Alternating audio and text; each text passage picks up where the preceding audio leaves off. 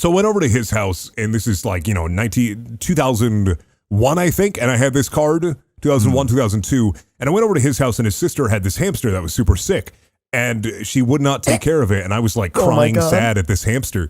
And she looked at me and she says, "You must give me your most prized possession." And like, probably not this dramatic, but in my head, this is how I remember it, is you must give me your most prized possession to get this hamster. Because she knew I wanted it. So I just pulled out my Pokeball out of my backpack, swung it open, and I said, "I will give you this gold card if you give me the life of that dear, sweet hamster."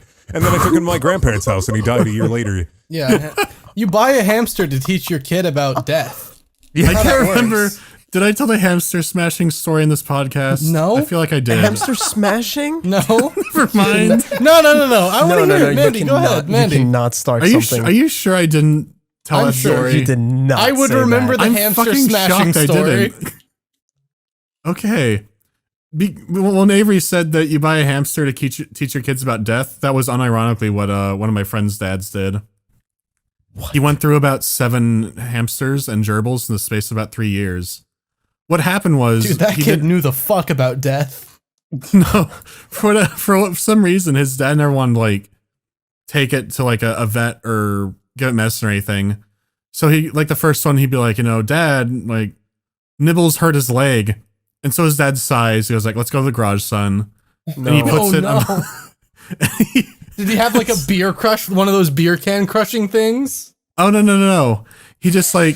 He had like this huge work table and he had like equipment in there. And he had like a big hammer. He had like I don't want to say 'cause I'm not sure the surface is, but I just gotta call it an anvil. He had an anvil in there. What the fuck? He had some kind of like he works like a mechanic. So he puts the critter on top of the anvil and it just smashes it with a sledgehammer. Oh my god! Holy shit! The thing is, the fuck? this became such a pattern with him. That kid's a psychopath now. No, what happened to the second and third one, fuck? he started like hiding them when they were 6. He knew it would go out to the sledgehammer. No! That's so fucked. Because like his dad would come in and he'd be like, "Okay, so like fucked. where's Mr. Nibbles number 4? He'll get better, Dad." His dad just is like sighs. Give him to me. No way. Mandy, you know how you always tell me that you grew up in like JRPG Starter Village? Yeah. That dude was the boss you had to beat to get to the actual game. Yeah, like when he told me about it, he's like, it was never like a variation. Like he would never like crack its neck or like stomp it. He would always put it on the same table and destroy it with a sledgehammer. That is fucking... That's horrific. He said that he gave up on the 7th one because he said, and I quote, he put on the sled. He said he put on the anvil, and this time when he hit with a sledgehammer, it became a fine mist, and I realized that he could take any life he wanted, and I just gave up on having pets. I'm in fucking shock. Yeah, it's so odd. It's like, not only was he killing them. It is not odd. It is fucking He wasn't terrifying. just killing them. It was that he did it in the exact same way every time. It would be like... It's not that he did it the same way every time, Mandy. It's the method specifically. Murdered it. Yeah, it's fucking weird. And he made his child watch. Oh no, he didn't have to watch. Like I think he hid for 4, 5, and 5. I don't know about 6. But 6 and 7 Like- he had to learn. I think by the time by 6 it was like he's like playing GameCube or whatever, and his dad comes in, just like takes the hamster out of its cage, goes out into the garage. You just hear a, and that's it. He didn't even like look up from Smash or whatever, just like whatever. Why By the does seventh Dad one, keep it's- buying hamsters? What the I mean, they're not an expensive That pet, I don't dad think. wanted to smash hamsters with a mallet. anything. That's my takeaway from this, is that dad That wanted dad to kill fucking things. loved His it. JRPG name would be Bloody Gallagher. It's the fact that on number 7 he's like, I guess I'll watch out of curiosity, and it becomes a mist. And he's like, you know That what? dad would no sneak more into of whatever these. room. Whatever room the hamster was held in, that dad would sneak in the dead of night, grab his little leg and like a toothpick. I mean, I was my fucking God. surprised by it too. He's like, oh yeah, I used to have hamsters, but you know, my dad would completely obliterate them. Like, what are you talking about? What do you mean your dad would obliterate them? Oh, you know, he'd take them in the like garage, most just dads. destroy it with a hammer.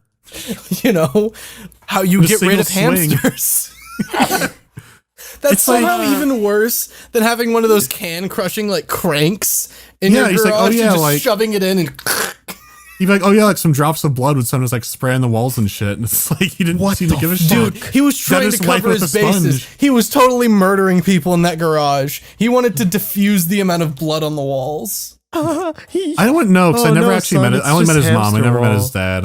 How much hamster blood is it kind of going is to take to explained. diffuse a human body? Like 6 or 7? Yeah, that's good. But this was like over a period of like a few years. It That's how wasn't, you like, all cover over a week. murder, Mandy. Yeah, but it's like take to the same spot every time. Like, wouldn't you want to spread it around? It's like the cat guy from Ancient Magus Bride. That's not how you get rid of a body, anyways. Like, I know fuck. it's not how you get rid of a body. Shut up, Mandy. It's how you No, get you rid. wanna- It's how you dilute the human blood particles in your garage because you are worried that they're still around. I mean, the only thing you need to dilute is the teeth, which you could do with like fucking household soda. You just take teeth and identifying bones, and you just let them dissolve in Coca-Cola over 3 days. Soda will work so fucking fast, it's unreal. Take notes, audience. You want the body to be in small pieces that police, law enforcement, and dogs can't find. Little pieces that animals will eat that are scattered around a wide I area. think This, This is is getting cut illegal? from the podcast. Yeah, I think this is very illegal. I don't think you're the allowed to only- give people advice on how to get rid of bodies, Mandy.